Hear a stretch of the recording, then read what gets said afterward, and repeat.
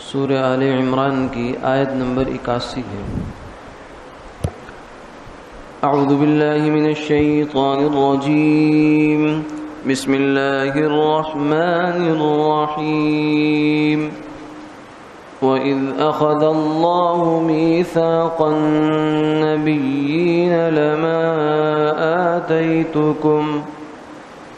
لما آتيتكم من كتاب وحكمة ثم جاءكم رسول مصدق لما معكم لتؤمنن به ولتنصرنه قال أأقررتم وأخذتم على ذلكم إصري قالوا أقررنا قال فاشهدوا وأنا معكم من الشاهدين فمن تولى بعد ذلك فأولئك هم الفاسقون۔ صدق اللہ العظیم۔ اور اس وقت کو یاد کرو کہ جب اللہ نے لوگوں سے نبیوں کی بابت عہد لیا کہ جب میں تم کو کتاب اور دانائی دوں، پھر جو کچھ تمہارے پاس ہو اس کی تصدیق کے لیے کوئی رسول تمہارے پاس آئے تو تم اس پر ایمان لانا اور اس کی مدد کرنا۔ اللہ تعالیٰ نے فرمایا کیا تم نے اقرار کر لیا اور اس پر میرا عہد قبول کر لیا؟ سب نے بالاتفاق کہا ہم نے اقرار کر لیا۔ فرمایا پھر تم گواہ رہو اور میں بھی تمہارے ساتھ گواہ ہوں۔ پھر جو اس مضبوطی اقرار کے بعد پھر جائیں تو وہی لوگ نافرمان ہیں۔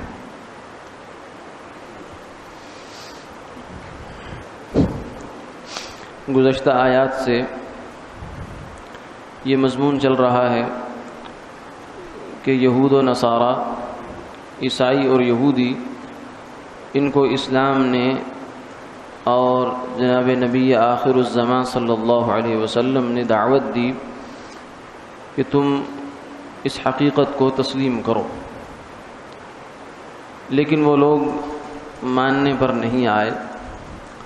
یہاں انہیں ایک ایسے وعدے کی پاسداری کی جو ہے وہ یاد دہانی کرائی جا رہی ہے کہ جو وعدہ تمام امتوں سے لیا گیا ہے۔ روایات میں آتا ہے کہ کوئی نبی ایسا نہیں گزرا کہ جس نے اپنی امت سے یہ نہ کہا ہو کہ میرے بعد فلاں نبی آنے والے ہیں، ان کی مدد کرنا یا ان پر ایمان لانا۔ یہ ہر نبی نے آنے والے نبی کی خوشخبری اور بشارت دی ہے۔ اور جو نبی آخر الزمان حضرت محمد مصطفیٰ احمد مجتبیٰ صلی اللہ علیہ وسلم ہیں، آپ کی بشارت تو ہر نبی نے دی ہے، یعنی ہر آنے والے نبی کی بشارت بھی انبیاء علیہ السلام دیا کرتے تھے، اور آخری نبی آپ صلی اللہ علیہ وسلم کی بشارت ہر نبی نے دی ہے، آدم علیہ السلام سے لے کر عیسیٰ علیہ السلام تک۔ اور ساتھ ہی یہ وصیت اور تاکید بھی کی ہے کہ ان پر ایمان لانا۔ اور اسی کو ان آیات کے اندر بیان فرمایا گیا ہے کہ یہ جو تاکید اور وصیت تھی یہ دراصل اللہ کی طرف سے انبیاء علیہ السلام سے لیا گیا وعدہ تھا کہ تم جب میرے محبوب صلی اللہ علیہ وسلم دنیا میں تشریف لے آئیں تو آپ لوگوں نے ان پر ایمان لانا ہے۔ اور سب انبیاء علیہ السلام نے بیک زبان کہا۔ یہ وعدہ عالم ارواح میں بھی ہو سکتا ہے اور دنیا کے اندر بھی ہو سکتا ہے، ہر نبی سے فردن لیا گیا، یا عالم ارواح میں سب انبیاء علیہ السلام سے بیک زبان لیا گیا۔ تو اس وعدے کا حاصل یہ ہے کہ آپ صلی اللہ علیہ وسلم جب دنیا میں تشریف لائیں گے لَتُؤْمِنُنَّ بِهِ وَلَتَنْصُرُنَّ، ایک تو سب ان پر ایمان لائیں گے، دوسرا ان کی مدد اور تائید فرمائیں گے۔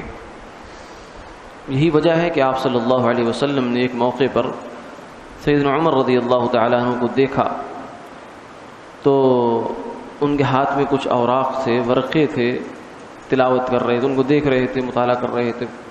تو آپ نے پوچھا ما ھذا یا عمر، کہ یہ کیا ہے؟ انہوں نے عرض کیا یا رسول اللہ یہ تورات ہے، اس کے کچھ اوراق ہیں، میں اس میں دیکھ رہا ہوں کہ آپ کی کوئی نشانی یا کوئی اس طرح کی کوئی چیز مل جائے. تو آپ صلی اللہ علیہ وسلم کا چہرہ جو ہے چہرہ انور غصے سے سرخ ہو گیا، بہت زیادہ آپ نے غصے کا اظہار فرمایا، اور اس قدر ہوا کہ صحابہ نے عمر رضی اللہ تعالیٰ عنہ کو متوجہ فرمایا کہ آپ کے ساتھ آپ مخاطب ہیں.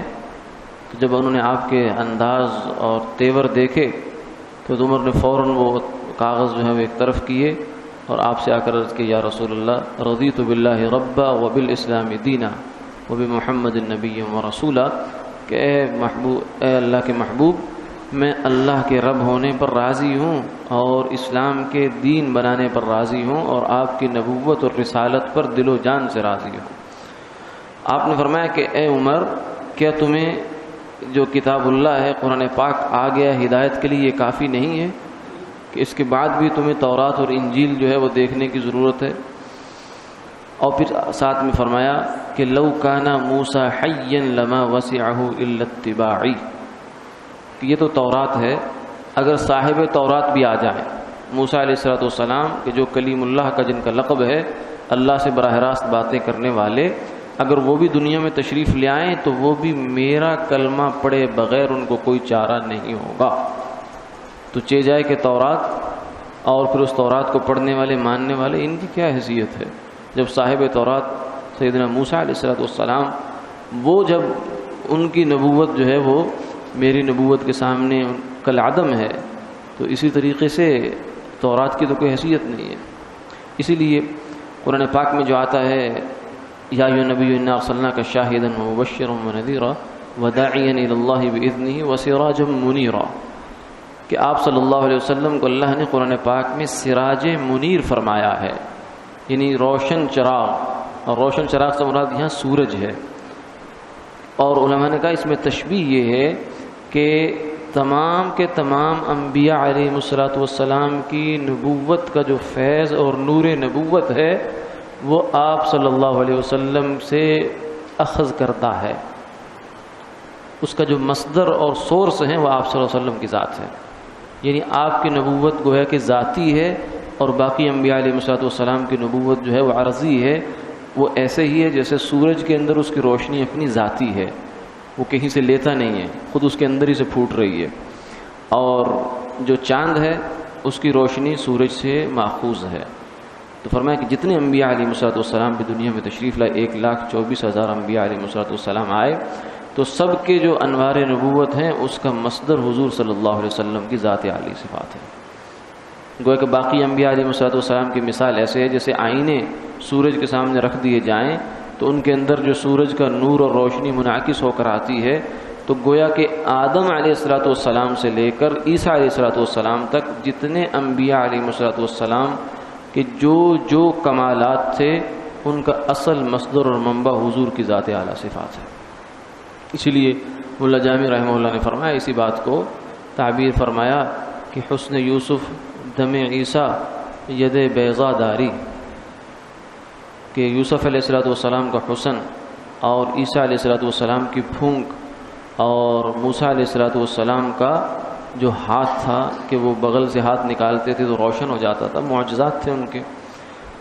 آنچ خوباں ہما دارند تو تنہا داری، کہ جتنی بھی خوبیاں انبیاء علیہ السلام کے اندر موجود ہیں وہ سب آپ کی ذات کے اندر موجود ہیں. بلکہ علماء نے یہ کہا کیونکہ آپ نے فرمایا اول ما خلق اللہ نوری، سب سے پہلی چیز جو اللہ نے اس کائنات میں پیدا کی تھی وہ میری ذات کا نور تھا. پھر اس سے پوری کائنات جو ہے پھر آگے اس سے استفادہ کیا گیا. اسی کو جو ہے وہ حقیقت محمدی بھی کہا جاتا ہے کہ اس کائنات کے اندر جتنی بھی نعمتیں ہیں اور جتنے بھی کمالات ہیں، جتنی بھی خوبیاں ہیں، وہ پرتو ہیں جناب نبی پاک صلی اللہ علیہ وسلم کی ذات والا صفات کا. تو انبیاء علیہ السلام پر تو وہ نور جو ہے وہ خوب جگمگا کر نظر آیا ہے، باقی ہر چیز میں وہ نظر آتا ہے۔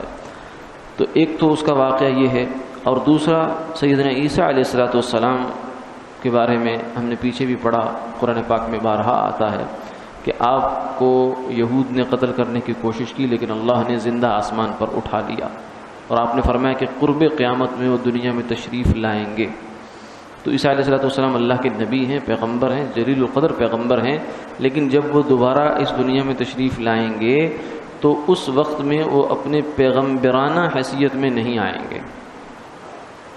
نبوت کا اعزاز تو ان کے پاس ہے، وہ تو نبی تو کبھی معزول نہیں ہو سکتا، لیکن وہ جو آ کر فیصلہ کریں گے، یحکم بشریعت محمد صلی اللہ علیہ وسلم، وہ آ کر شریعت محمدی کے مطابق فیصلہ فرمائیں گے۔ تو گویا کہ یہ بھی ایک عملی مثال ہے آپ صلی اللہ علیہ وسلم کی ختم نبوت کی۔ اسی کو یہ بھی کہا گیا کہ آپ صلی اللہ علیہ وسلم کی جو ختم نبوت ہے اس کے دو مطلب ہیں۔ ایک مطلب تو یہ ہے کہ آپ سب سے آخر میں آئے، زمانے کے اعتبار سے آپ کا زمانہ سب سے آخر میں، آدم علیہ السلام سب سے پہلے، آپ سب سے آخر میں، ایک مطلب تو یہ ہے۔ اور ایک مطلب یہ ہے کہ ختم نبوت مرتبی، یعنی نبوت کے جتنے مرتبے ہو سکتے ہیں، ایک سے بڑھ کر ایک نبی کا اللہ نے رتبہ رکھا ہے۔ تلک الرسل فضلنا بعضهم علی بعض، اللہ خود فرماتے ہیں کہ رسولوں میں بھی ہم نے درجہ بندی کر رکھی ہے۔ تو نبوت کے جتنے مراتب ہو سکتے ہیں وہ سب مرتبے آپ صلی اللہ علیہ وسلم کی ذات پر جا کر منتہا ہو جاتا ہے، یعنی نبوت کی جو منتہا ہے، کمالات نبوت کی انتہا وہ آپ صلی اللہ علیہ وسلم کی ذات والا صفات پہ ہے۔ تو یہ بھی ایک ختم نبوت کا مطلب ہے۔ تو یعنی آپ صلی اللہ علیہ وسلم کی نبوت ایسی ہے کہ اس میں اگر کوئی جیسے عیسیٰ علیہ الصلوۃ والسلام نبی آ بھی گئے ہیں تو ان کی نبوت آپ کی نبوت کے سامنے چلے گی نہیں، یعنی عملاً وہ نہیں ہوگی، نبوت عملاً آپ صلی اللہ علیہ وسلم کی ہوگی۔ یہ اس کا ثبوت ہوگا قرب قیامت میں عیسیٰ علیہ الصلوۃ والسلام کا یہاں تشریف لانا دنیا میں۔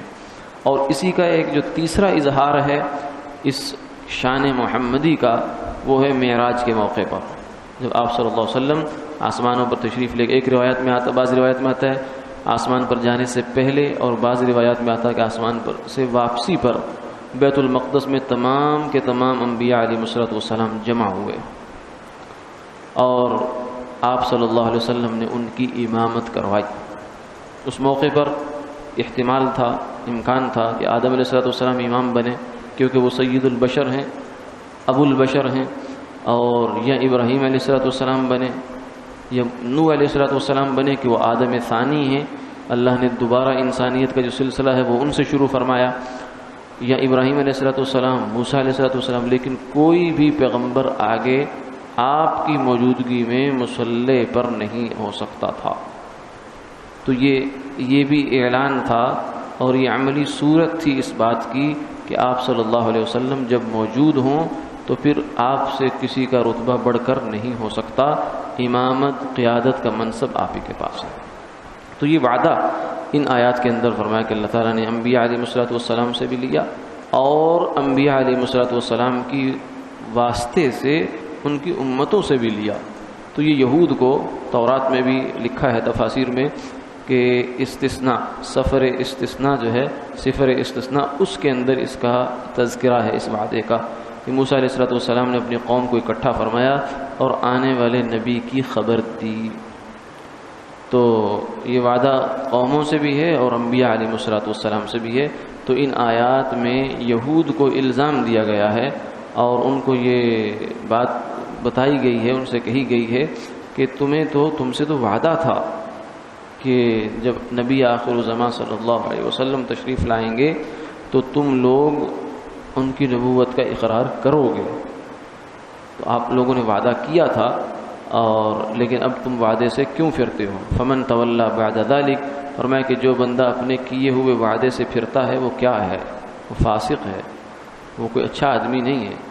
تو جو 4 پیسے کا وعدہ یا کسی دنیا کے کام کے وعدے سے پھرے تو وہ تو اچھا آدمی نہیں ہوتا، تو جو اتنے بڑے وعدے سے، ایمان کے وعدے سے پھر جائے تو وہ کیسے اچھا ہو سکتا ہے؟ فمن تولی بعد ذلک فاولئک هم الفاسقون، فرمایا کہ جو لوگ پھرتے ہیں یہ تو اللہ کی نظر میں بڑے بدکار لوگ ہیں، بڑے مجرم لوگ ہیں، بڑے فاسق لوگ ہیں۔ وآخر دعوانا الحمد للہ رب العالمین۔